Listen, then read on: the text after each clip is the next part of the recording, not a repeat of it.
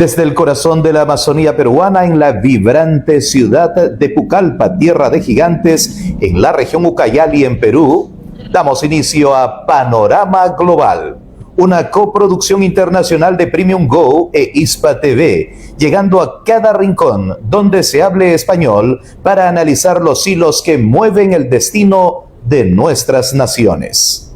Hoy nos convoca una agenda de alto impacto. Analizamos el eco de las elecciones generales en Perú, una jornada que el pasado 12 de abril marcó un antes y un después, y cuyas implicancias ya se sienten en las cancillerías de todo el globo. Pero la mirada no se queda aquí. Diagnosticaremos el complejo escenario de una Venezuela tras la caída de Nicolás Maduro, un evento que ha redibujado el mapa geopolítico de nuestra región. Y en paralelo ponemos el foco en la tensión máxima entre Estados Unidos e Irán, un conflicto que mantiene al mundo en vilo y amenaza la estabilidad económica global. Para desgranar esta realidad, saludamos hoy al periodista de Internacionales de Latina Noticias, José Albán. ¿Cómo estás, José? Vamos a iniciar rápidamente el programa el día de hoy con un tema eminentemente candente que nos coloca en los ojos del mundo a todos los peruanos. Bienvenido. Así es, el mundo está viendo de cerca, ¿qué tal Roberto? ¿Qué tal también? Un saludo a toda tu audiencia. El mundo está viendo de cerca cómo es que nosotros estamos realizando nuestro proceso electoral, un proceso que de por sí está tomando mucho tiempo en el conteo de votos y hasta el momento, ya casi a una semana de haber 12, los jugadores de nuestra selección. Sí, 12. 7 millones de peruanos a votar. Aún no se sabe quiénes son los candidatos que pasan a esta segunda vuelta. De por sí tenemos a Keiko Fujimori ya, digamos, asegurada su paso a esta segunda vuelta, pero el segundo puesto lo están ocupando por unos 13.000 votos, si no me equivoco hasta ahora, candidato de la línea de Pedro Castillo, el señor Roberto Sánchez, aliado de Pedro Castillo, fue también su ministro, y también tenemos en la otra orilla ideológica el exalcalde de Lima, Rafael López Aliaga, que también está, digamos, pugnando por llegar a esta segunda vuelta. Todos ellos, incluso él es el más interesado, pues, digamos, en las actas que todavía falta contabilizar, porque hay que entender que también faltan cerca de 5.000 actas, de las cuales el jurado electoral especial va a tener que dar una resolución que, como tú bien lo mencionabas hace unos segundos, este podría ser un final de fotografía.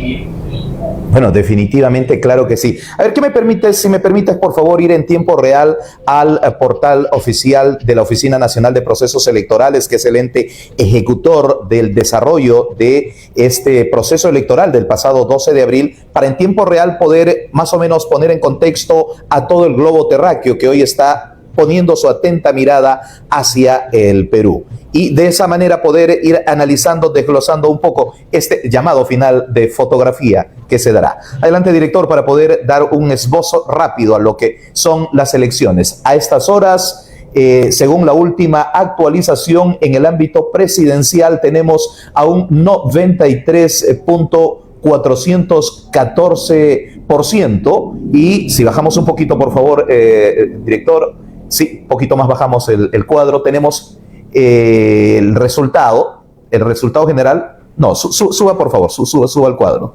Suba el cuadro y ponga el clic en primero el primer lugar, que ya llega a un 2.687.151 votos válidos, que llegan a un promedio de un 17.56%, que es lo que nos indica el resultado oficial de la OMPE según su última actualización. Vamos al siguiente punto, por favor. El siguiente candidato, Roberto Helber Sánchez Palomino, en una cantidad de votos, 1.891.502 votos válidos, reflejando un 12.006%. Mientras que el siguiente candidato, Rafael Bernardo López Aliaga Cazorla, ha llegado a una cantidad de votos de 1.878.174 votos válidos, reflejando un 11.921%. Allí prácticamente este empate técnico todavía nos tiene en una completa incertidumbre de quién finalmente acompañará a la señora Fujimori en la segunda vuelta electoral del próximo 7 de junio, que sí, ya tiene una fecha oficial la segunda vuelta. El mensaje de las urnas peruanas frente a estos resultados. Bueno, primero con cierta extrañeza que, digamos, el tiempo que se demora la Oficina Nacional de Procesos Electorales en hacer este tipo de conteos, que digamos que es histórico, porque en las elecciones pasadas también se han demorado cerca de 21 días, cerca de 10 días, además de la fragmentación de los votos, también ha sido algo que ha llamado mucho la atención a nivel internacional, porque, a ver, no es muy común que un país tenga 35 candidatos presidenciales postulando, digamos, por ser la máxima autoridad de nuestro país. Y son, digamos, candidaturas que han llamado muchísimo la atención por el poco presupuesto que manejan, por la poca participación partidaria, además también porque no han logrado convocar a suficientes masas. Entonces el voto se ha minado, se ha dividido. En la región no existen precedentes tan similares, digamos, a 35 candidatos en la contienda electoral. Y además este proceso actualmente está llamando la atención, está siendo visto con cierta urgencia, con cierta premura, debido a los problemas que han habido después de las votaciones. ¿Qué quiere decir eso? Que el tema de que algunas actas se habían perdido, el tema de también que la policía ha recuperado en un canal de televisión un número de actas perdidos, las votaciones, el tiempo también que ha tomado por primera vez en nuestra historia, son 2 días, en la historia reciente, son 2 días que demoran estas votaciones justamente por ineficiencias y errores que se han ido dando en el proceso electoral, que han llamado también la atención de quienes obviamente no están conformes con estos resultados y que, digamos, están cantando fraude pese a que no hay pruebas de que se hayan fraguado estas elecciones. Sin embargo, también con el tiempo que está demorando, pues este tipo de alegatos, ¿no?, comienza ya a tomar cada vez un poco más de fuerza. José, desde tu mesa de análisis en Latina Noticias, ¿cómo ves la posición del Perú frente a los inversionistas internacionales tras estos resultados? En estos momentos las inversiones peruanas están empezando a tomarlo con cierto pragmatismo. Se ha sabido que en las últimas horas el aumento del dólar ha tenido que ser controlado por el Banco Central de Reserva. Como digamos, es un proceso muy cotidiano porque, a ver, los inversionistas a nivel nacional en todas partes del mundo, los inversionistas siempre van hacia las inversiones seguras. Y digamos, en este panorama económico, en este panorama electoral, no hay mucha seguridad en lo económico porque, digamos, los dos, si tomamos la foto que tenemos hasta este momento, son dos fuerzas políticas diferentes, que cada quien, digamos, está en una contienda extrema del panorama económico, social, político. Tienes a la fuerza de derecha representada por Keiko Fujimori y tienes a la fuerza de izquierda representada por Roberto Sánchez, que incluso ha dicho que iba a sacar al presidente del Banco Central de Reserva, una persona conocida a nivel internacional por su trabajo eficiente en mantener a flote la economía peruana. Entonces, ese tipo de noticias, ese tipo de impulsos llama mucho la atención de los inversionistas extranjeros, de los inversionistas locales, ¿no? Y como que, digamos, revuelve un poco las aguas en la economía peruana. Correcto, y sobre eso quería justamente consultarte. El futuro de las relaciones diplomáticas y el liderazgo del Perú en el contexto latinoamericano, ¿cómo nos empuja? Ese es un buen análisis porque todavía no se ha hecho, y es que al tener dos fuerzas, una de derecha y al tener una fuerza de izquierda, también estás teniendo, digamos, una visión importante para cualquiera de las dos fuerzas que todavía están tratando de coexistir en esta parte de la región. Por ponerte un ejemplo, tenemos una fuerza hegemónica en los Estados Unidos, liderada por Donald Trump, que con su participación, con su influencia, ha logrado, digamos, tener a líderes muy cercanos afín ideológicamente a él, como por ejemplo Kast en Chile, como por ejemplo también lo tiene en otras, Noboa en Ecuador, Milei en Argentina. Entonces como que el panorama de esta parte de la región se está reconfigurando hacia la derecha, pero también hay algunos países que mantienen una cierta línea de izquierda liderada por Lula, ¿no? Como este país hegemónico en esta parte de América del Sur, ¿no? Como una fuerza de izquierda. También tienes a Venezuela también, por ejemplo, como una fuerza de izquierda, y sin embargo el Perú todavía no define su rumbo. Estamos en una situación medianamente pragmática, ¿no? Pero va a ser también ahí un choque de fuerzas políticas hegemónicas tratando de influir de alguna forma u otra para poder poner a un mandatario o mandataria. Bueno, definitivamente la coyuntura que nos da desde la mirada transnacional al Perú en este proceso electoral nos permite ahora darle una mirada a Venezuela, que de alguna u otra manera, directa o indirectamente, no solamente influye para Perú, sino para todo el mundo, porque hay venezolanos dispersos en todo el mundo. Entonces, ¿qué te parece si en este segundo bloque analizamos un poco a la Venezuela post-Maduro y al conflicto en Oriente? Pero empecemos con el nuevo rostro de Venezuela, la transición tras el fin del régimen de Maduro. ¿Cómo se está reorganizando el poder y qué rol juegan los actores internacionales en esta reconstrucción?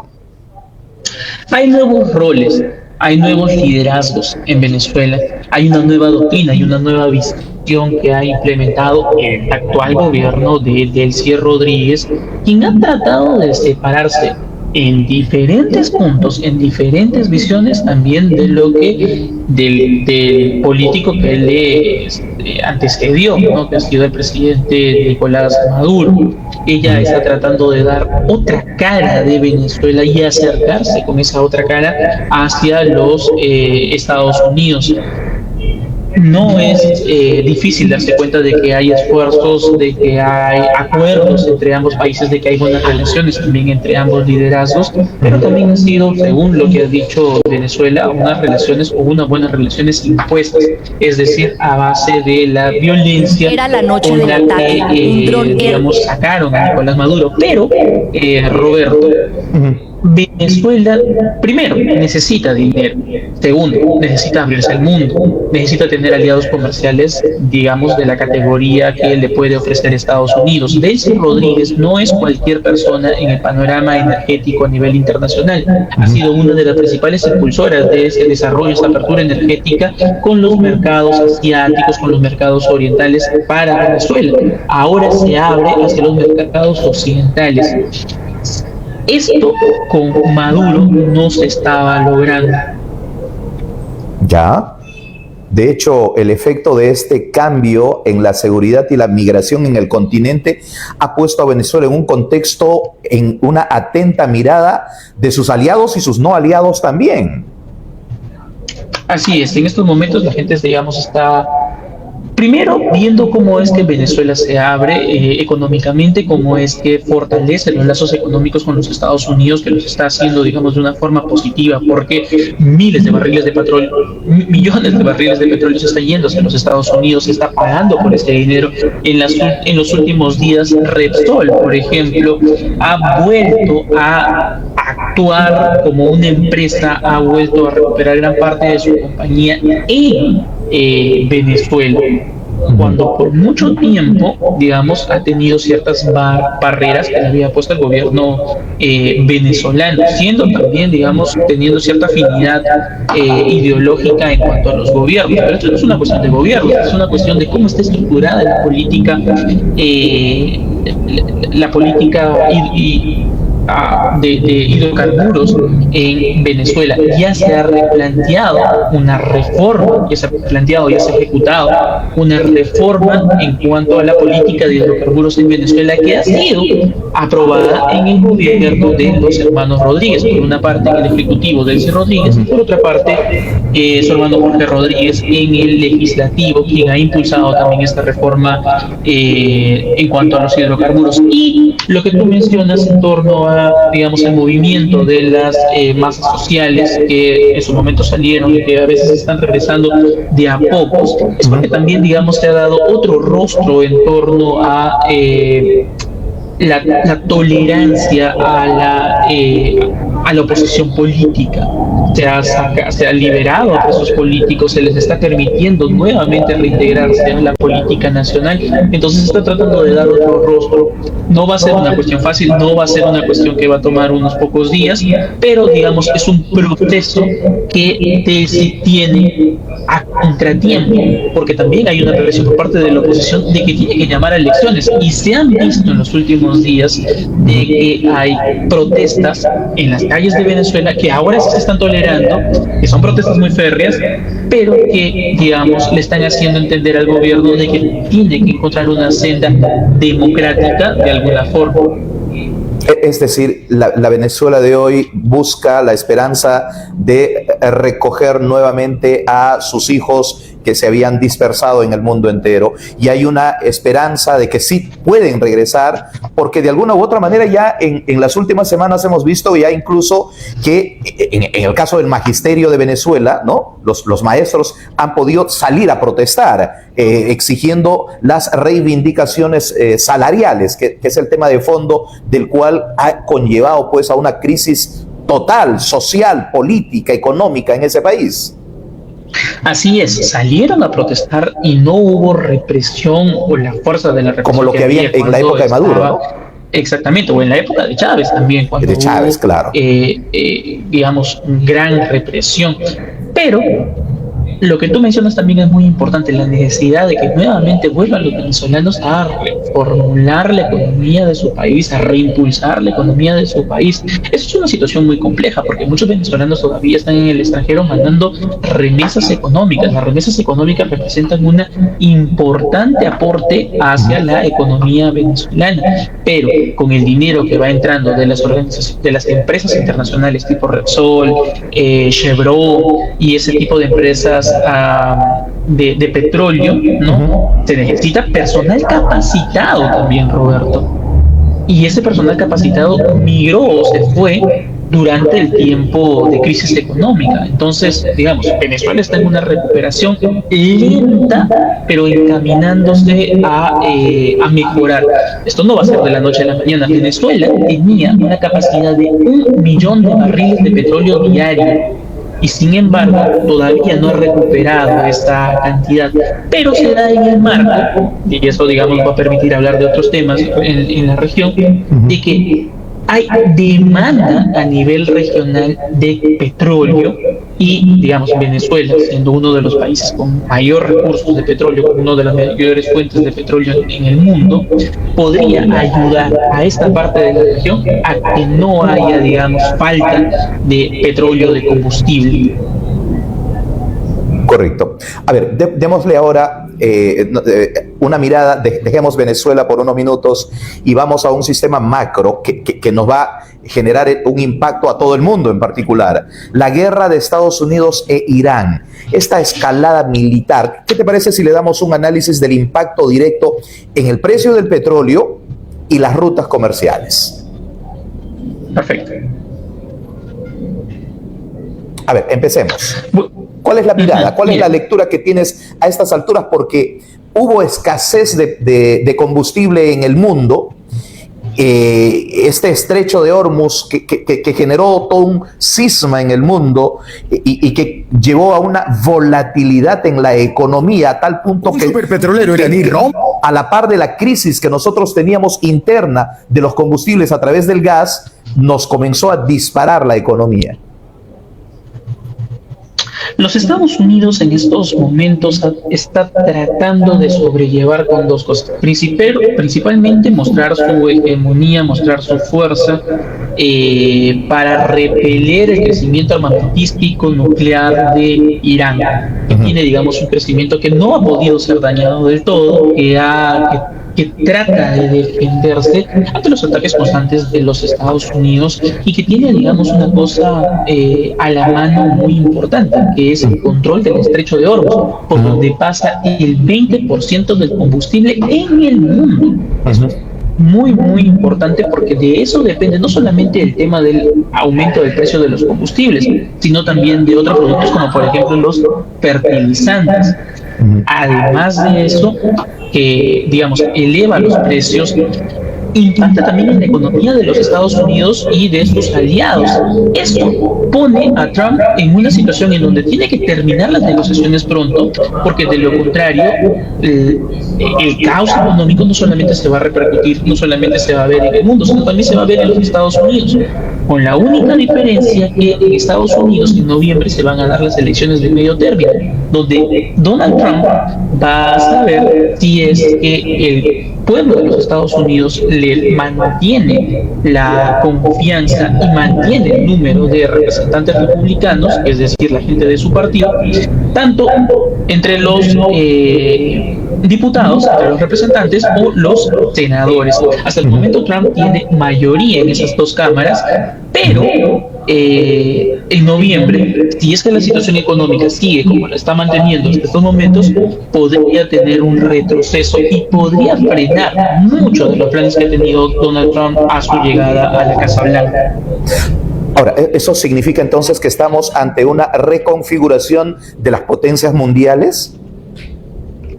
Estamos en una constante reconfiguración de las potencias mundiales. Eso es, digamos, evidente, porque por una parte, por ejemplo, tienes a Rusia, tienes a China, tienes otros actores comerciales, como por ejemplo, mucho de ese combustible se iba o se era vendido hacia Europa.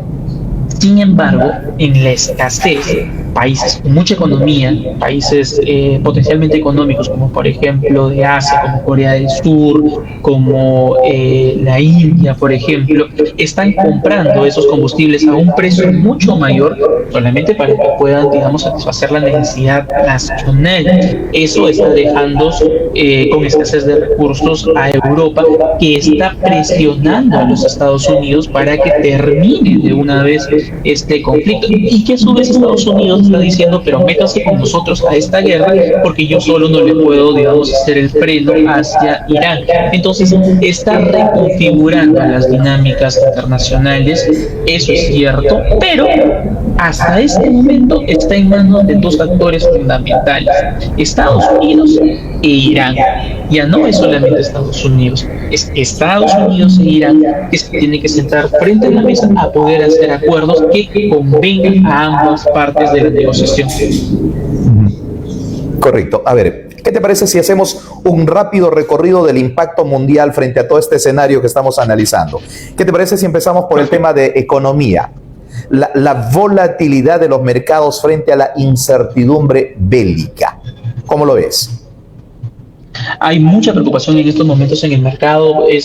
La preocupación en el mercado se ve, digamos, incluso hasta en el freno del desarrollo hasta tecnológico, científico, hasta militar, diría yo, porque cuando los mercados se sienten vulnerados, se sienten atacados, van hacia las inversiones seguras. ¿Cuáles son esas inversiones seguras? Pueden ser los bonos del tesoro, es decir, las deudas de los estados, ¿no? Medianamente los minerales, el tema también de los de la fluctuación del dólar, por ejemplo. Entonces, ese tipo de negocios, como por ejemplo los tecnológicos ligados a la inteligencia artificial y otro tipo, se va retrocediendo un poco. Es ahí cuando se ve que el Estado o que los gobiernos están frenando su crecimiento, y ahí se ve también cómo es que nosotros vemos no acelerar muchos procesos de cambio en un mundo que ya nos tenía acostumbrado a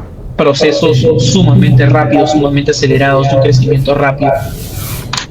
A ver, y desde la perspectiva de de la diplomacia, el papel de la Organización de Naciones Unidas y los organismos regionales ante la crisis venezolana, ¿cómo es que nos conlleva? Porque de alguna u otra manera regresamos a Venezuela porque es un actor indirecto por el valor que tiene del combustible en Latinoamérica. Así es. Bueno, el papel de la comunidad internacional es hasta el momento ciertamente débil. Es que esto no está en las mesas de debate de las Naciones Unidas. Por ponerte un ejemplo, países como China y Rusia han frenado, ¿no?, el voto, ¿no? Han rechazado el voto para que se aperture el estrecho de Hormuz. Y obviamente no con una resolución de la ONU se va a aperturar de la noche a la mañana, sino que es una especie de presión internacional. Pero los que tienen poder de veto son China y Rusia, que demuestran que son aliados principales de Irán y que también son actores importantes porque se están viendo beneficiados con el aumento del precio de los combustibles y ellos lo pueden vender, por ejemplo, Rusia a un precio más alto y China comprarlo a un precio más barato a través de sus proxies que tiene en Medio Oriente. Como te vi en el caso de Venezuela, Venezuela emerge como un actor importante porque tiene crudo que puede venderlo a esta parte del mundo, por ejemplo a Brasil, y que a los Estados Unidos, que pese a que Estados Unidos también tiene una producción petrolera superior a la de Venezuela, pero digamos mantiene lo que recibe de Venezuela para que lo pueda vender a sus aliados. Bueno, ahora, hablemos un poco así someramente respecto a todo este contexto de la guerra y el alto nivel de tecnología que nos demuestra ahora en las potencias del mundo. El uso de las nuevas tecnologías en el conflicto de Oriente Medio nos abre un espacio, un espectro en el que incluso acá en Perú nos ha traído como consecuencia de que tengamos que renovar ciertas flotas de nuestras Fuerzas Armadas. Así es. Esta es una guerra sin precedentes, es una guerra, digamos, muy tecnológica, es una guerra que no solamente se ve en lo aparentemente, no en lo visible, o sea, que no solamente se ve en los drones, por ejemplo, que ya incluso yo te diría que los drones son hasta cosa del pasado, porque la guerra tecnológica tiene mucho que ver con el espionaje tecnológico, tiene que ver con los hackeos masivos, tiene que ver con hackear los sistemas de comunicación, los sistemas militares, y eso se está dando en otra fase de la guerra. Pero los mismos drones de por sí son un gran avance para este desarrollo militar, pero no olvidemos una cosa muy importante que lo está haciendo Estados Unidos. Estados Unidos todavía sostiene que Irán está manteniendo un enriquecimiento de uranio para que pueda crear un arma nuclear. Hasta el momento no hay pruebas que acrediten ello, pero lo sostienen los Estados Unidos y con esa intención bombardeó muchas de sus bases militares, frenando el desarrollo nuclear de Irán, que obviamente de buenas a primeras no te va a venir a decir, oye, sí tengo un arma nuclear, pero ya se está sentando a conversar, a negociar en torno a este punto. Ya. De hecho, esto nos conlleva a ponernos en alerta a todos, ¿no? Porque los países latinoamericanos que no tienen tantos recursos, que no son tantas potencias económicas como los del primer mundo, se han visto en la imperiosa necesidad de también ponerse a la vanguardia, ¿no? Es decir, no nos estamos quedando tan atrás frente a una realidad en la que podría ser inminente si es que la mirada de esas guerras llegan hacia nosotros. Para absolutamente nada. Hace unas horas se ha suscitado una tensión diplomática entre el gobierno peruano y los Estados Unidos, porque el presidente Balcázar, que es parte del gobierno de transición, no ha querido firmar un pago, ¿no?, para comprar aviones caza F-16 a los Estados Unidos, representando una inversión de cerca de $3.000 millones que podría endeudar o que va a endeudar evidentemente al Perú. Y en este tiempo de crisis política que hemos vivido, muchos presidentes han tratado de impulsar este pago, y el Geri, por ejemplo, lo dejó firmando para que ya se pueda pagar. Sin embargo, el presidente Balcázar ha dicho, bueno, yo soy un gobierno de transición que se va en unos meses. este pago se lo vamos a dejar al siguiente gobierno. Ahora imagínate si el siguiente gobierno es un gobierno de izquierda contra los Estados Unidos, o si es un gobierno pro Estados Unidos, como el de como Keiko, que tiene muchas cercanías con los Estados Unidos, ¿no? Que pueda terminar pagando estos aviones de caza F-16 que son, digamos, de alta tecnología militar, ¿no? Para poder sentirnos un poco más seguros en esta región del continente, que no entra en una guerra en mucho tiempo, más que con nuestras propias guerras, con nuestros problemas internos. Correcto. El análisis nos demuestra que no existen fronteras para las consecuencias de la política y el conflicto. Lo que sucede a miles de kilómetros impacta aquí. Tú estás en Lima, nosotros estamos aquí en la Amazonía y en cada hogar hispanohablante que nos sintoniza. José Albán, ha sido un gusto realmente y un catalizador tuyo contar con tu análisis y el respaldo informativo de Latina Noticias. Gracias por acompañarnos en esta jornada. Tus palabras finales. Bueno, que hay que tener en cuenta que la Amazonía emerge como un punto muy importante. Nosotros somos de la Amazonía y es por esa razón de que debemos ver a la Amazonía no solamente como un refugio en cuanto a plantas, en cuanto a diversidad de fauna. No. También puede ser una potencial industrial muy, muy importante, sobre todo cuando la alimentación mundial se ve arriesgada por este tipo de guerras en otras partes del mundo. Muchísimas gracias a José Albán por habernos acompañado en el programa el día de hoy. A nombre de Premium Go e Hispa TV, les agradecemos por elegirnos como su ventana al mundo. Desde Pucallpa, Perú, para toda la comunidad hispana. Esto fue Panorama Global. Manténgase informados y hasta el próximo programa. Dios los bendiga. Chau, chau.